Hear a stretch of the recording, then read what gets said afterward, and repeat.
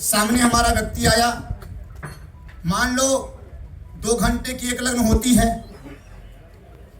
अब उस बीच में 2-3 लगातार जातक हमारे पास आ गए, तो क्या लग्न वही रहेगा?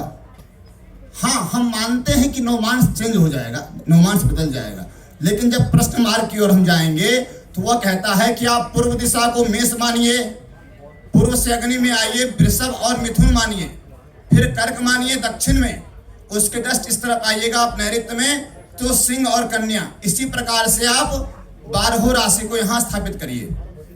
उसके बाद ये आरूढ़ लग्न निकल गई, क्योंकि किसी भी जातक की कुंडली देखने के लिए सबसे पहले हम आरूढ़ लग्न निकालेंगे।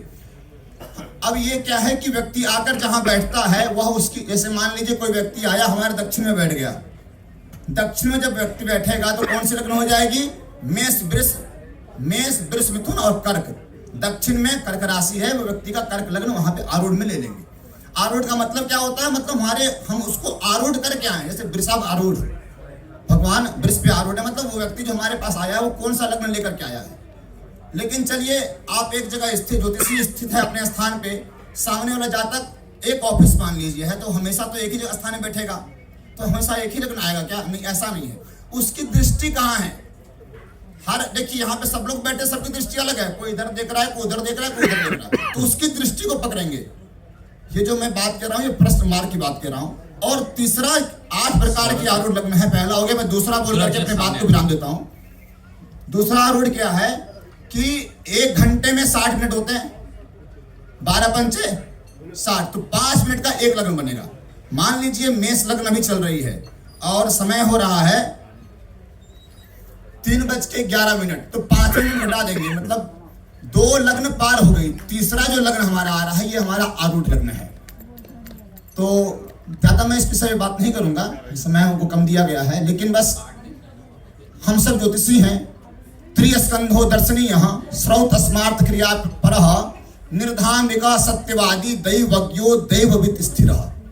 हमको कैसा होना चाहिए, हमको क्या जानना चाहिए? जो पारंपरिक तरीका है उसी प्रकार से हम लोग अध्ययन करें। और त्रिस्कंधो, तीनों स्कंधों पर ध्यान देना। आज के समय में सिर्फ हम होरा पे चल रहे हैं, अब थोड़ा बहुत वास्तु को जान लिए, बस मूलभूत सिद्धांत हमको पता ही नहीं है, इसलिए तीनों स्कंधों पे ध्यान दें। और श्रौत स्मार्थ क्रिया पर, श्रौत में भी और स्मार्थ में भी, दोनों क्रियाओं में तत्पर होना चाहिए हमको। हम सब लोग संध्या विहीन हो गए। आज बताइए कितने ज्योतिषीय आचार्य जो है सो उपाकर्म किए हैं, बहुत पता भी नहीं होता है लोगों को। सरस्वती चैटर्जी, तो हमको इस पर ध्यान देना होगा। श्रौत स्मार्थ क्रिया पर और दम्भ रहित। हम जो कह रहे हैं यही सत्य है, ऐसा नहीं है।